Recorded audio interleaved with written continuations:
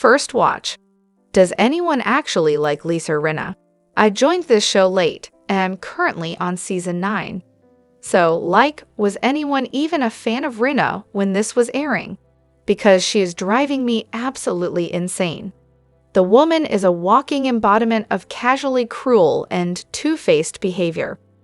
It's honestly impressive how consistently annoying she is. And can we talk about how cringe she is? You can practically feel the jealousy oozing out of her every time she talks about the other women's success, especially Erica's. She tries so hard to act like she's on their level, and it's just not. The way she goes on about her QVC gigs, Harry Hamlin, why is she calling him by his full government name? Does she think we're all supposed to be impressed? And her glory days of being in Playboy, or hooking up with random D-list celebs. Girl, nobody cares. You're not interesting. Also, the hair? No. But back to my point, this woman was tolerable in her first season. Then she pulls that stunt with Kim and Eden, and I'm done. She completely lost me when she treated Denise like garbage during the Brandy drama in season 10. That was it. Denise was her friend for 20 years, and Rinna acted like she didn't care at all. That's not friendship. Wait until you see how much worse it gets. Trust me. Others. I actually did like her and still kinda do, but don't judge me. I think it's because she's been on TV for so long and knows exactly how to play the game and make good TV. But hey, don't hate me for it. I'm on season 6 now, and I totally get your frustration. Last season, I thought she was great, but now, she's just flip-flopping left and right. She talks so much trash behind everyone's back, but when it's time to face the group, she either goes silent or tries to stir the pot by getting everyone else in trouble while protecting herself. It's honestly exhausting. Kathy Hilton's frustration with the Kardashians isn't exactly what it seems. It's more about a personal branding issue than anything else. During the lead-up to her infamous meltdown in season 12, the focus was on tequila. Kathy had her own brand of tequila and was eager to promote it, especially on the trip to Aspen. She'd even brought a bottle to the house, hoping the group would drink it. But then, Rinna goes ahead and orders Kendall Jenner's 818 tequila instead. That was the tipping point for Kathy. It wasn't necessarily about hating the Kardashians, though. It was about her brand being overlooked in favor of Kendall's. Kathy felt snubbed, and frankly, anyone would in her shoes. It wasn't about the Kardashian family. It was about the fact that Rinna, of all people, was promoting someone else's product over hers. The whole thing was a mess. Kathy was upset that Rinna was drinking 818 on camera, and she stormed off when her sister Kyle didn't have her back. There's no real feud between Kathy and the Kardashians. In fact, she's been friends with Kris Jenner for decades. The real drama was manufactured on camera. Rumors circulated that Rinna deliberately pushed Kendall's tequila over Kathy's to make a point about her own celebrity connections. Kathy wasn't happy about it, and the situation escalated from there. It wasn't a Kathy hates the Kardashians thing, but rather a case of someone feeling slighted when it came to their business. And in hindsight, the whole tequila drama looks a little ridiculous, especially since the producers edited out scenes of Kathy pushing her tequila until one random flashback. Classic reality TV editing at its finest. Season 9 rewatch. Lucy Apple Juice. So, I'm currently doing a rewatch of Real Housewives of Beverly Hills, and I haven't watched season 9 since it originally aired. Let me tell you, rewatching this season has been an eye-opener. Tenny came into this season clearly trying to convince us she wasn't as exciting as watching paint dry. And what better way to do that than with a dog drama that goes on way too long? But of course, she didn't fly solo in this fiasco. Rinna was right there, ready to press every button she could find.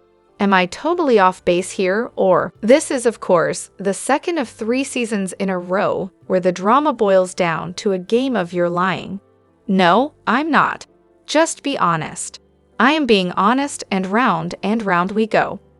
Honestly, I'm not shocked LVP decided to peace out halfway through.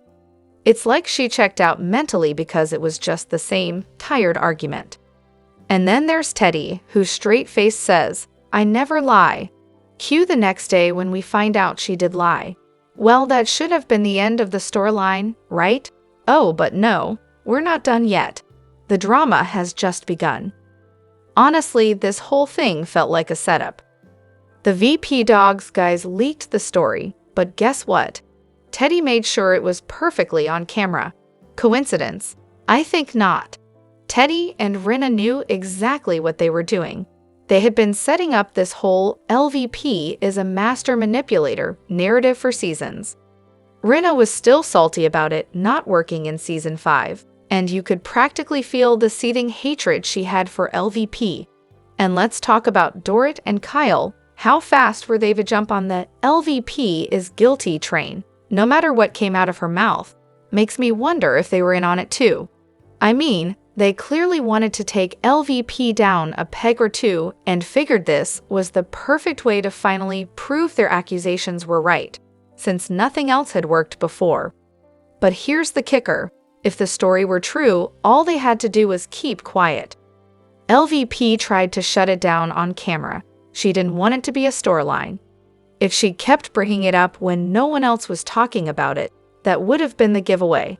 But nope, instead, they look like the fools, pushing a narrative LVP didn't even want to be part of. She kept saying, "I don't want to talk about it," and they just wouldn't let it go. Classic move. So, Lael barely has a relationship with Keeley, but already they're talking about fertility and having another kid. That's definitely a great foundation for such life-altering decisions. I mean, who needs a secure, solid connection with your partner and their kid before diving into something like that, right? Totally normal. Am I reading this all wrong, or is Boz maybe freaking out because Lael might actually leave for college in a couple of years? Not that I know Lael's exact age, but it wouldn't be a stretch. Could this whole "let's have another baby" thing be some desperate attempt to fill the impending empty nest? I really hope Keeley doesn't get roped into that mess. It gives off some seriously creepy vibes. And seriously, why is she so obsessed with carrying another child? With her history and age, it seems like a terrible idea. I get that egg freezing at her age is rare, but hey, with enough money, doctors will do just about anything. If she really wants another biological kid, why not look into surrogacy? Seems way less risky. But if it's just a kid she wants, adoption seems like a much safer bet, especially after that terrifying first pregnancy.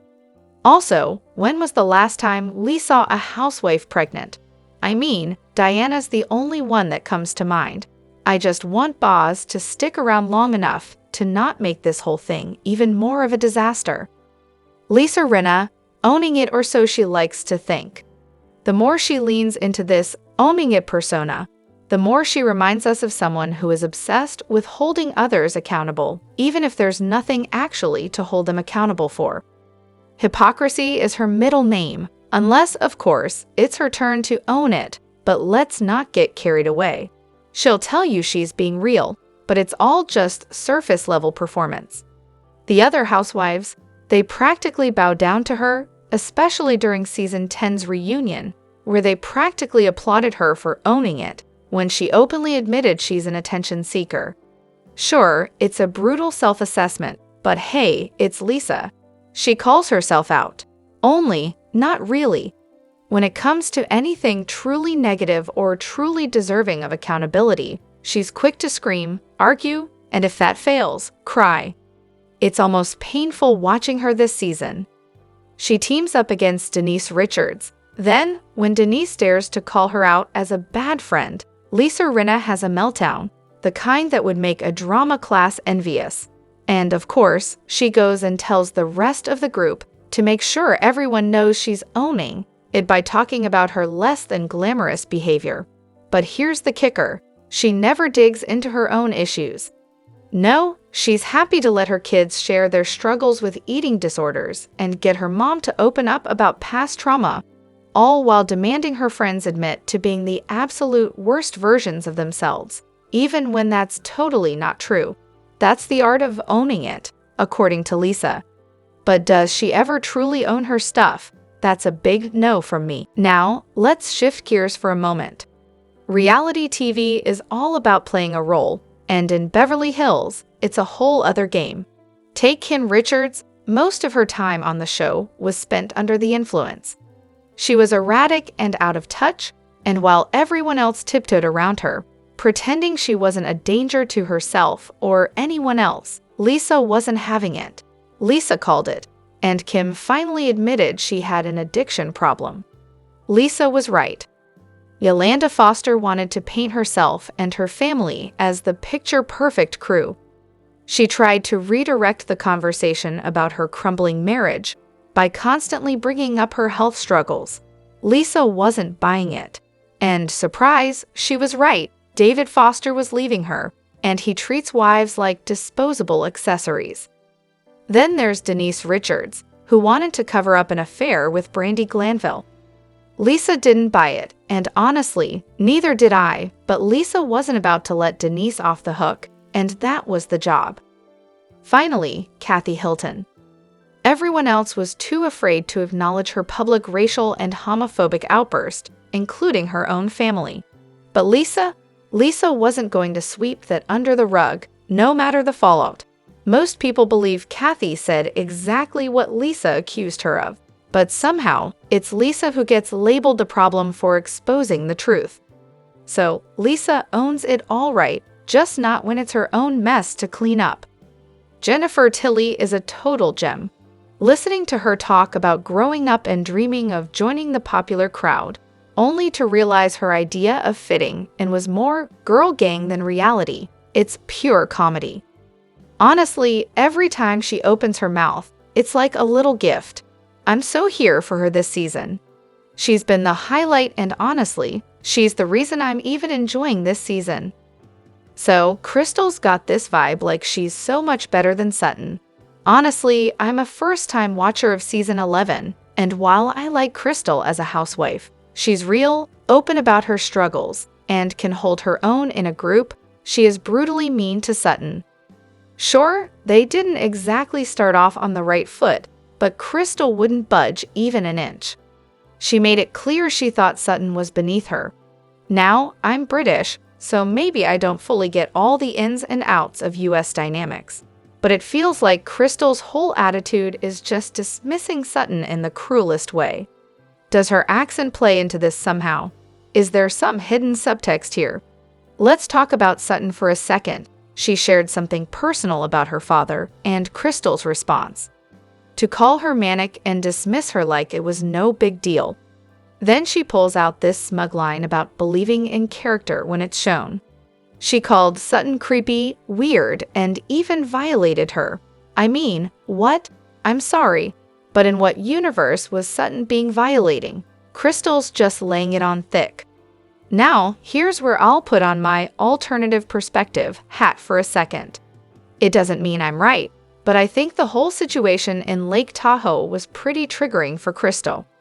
She was talking about the racism she's faced. Then suddenly Sutton aggressively cuts her off during a conversation about racial stereotypes, saying, No, we're not doing this. Crystal's trying to explain that racial stereotypes exist, and Sutton comes back with the brilliant insight that the word racist is worse than COVID. What?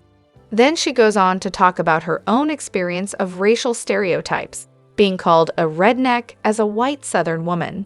Crystal, understandably uncomfortable, says, Tell me you don't see color. And Sutton's response, I don't see color, while crying in anger. Talk about white fragility.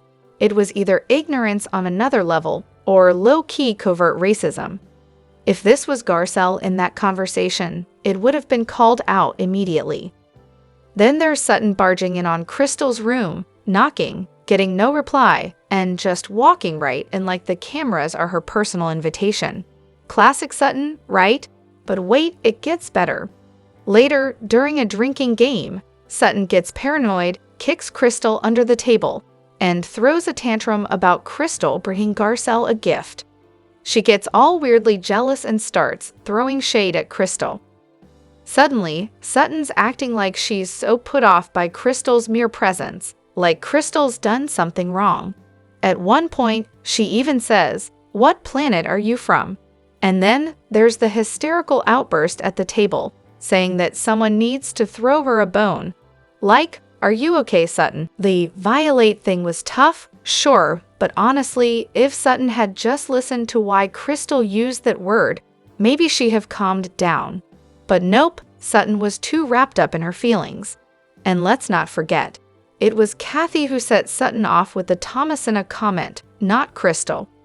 Sutton was all over the place.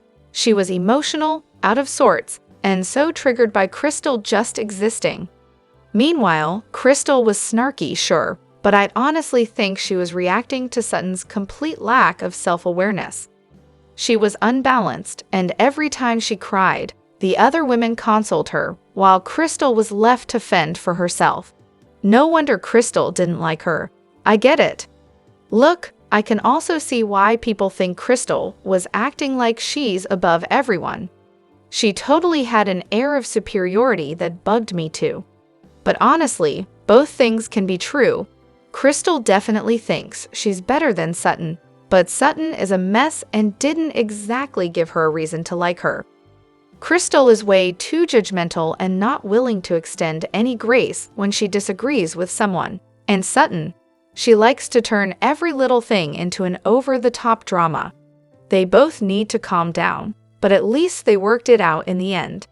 Still, Sutton is lucky the audience didn't completely turn on Crystal, because that whole dynamic could have been interpreted in a totally different light.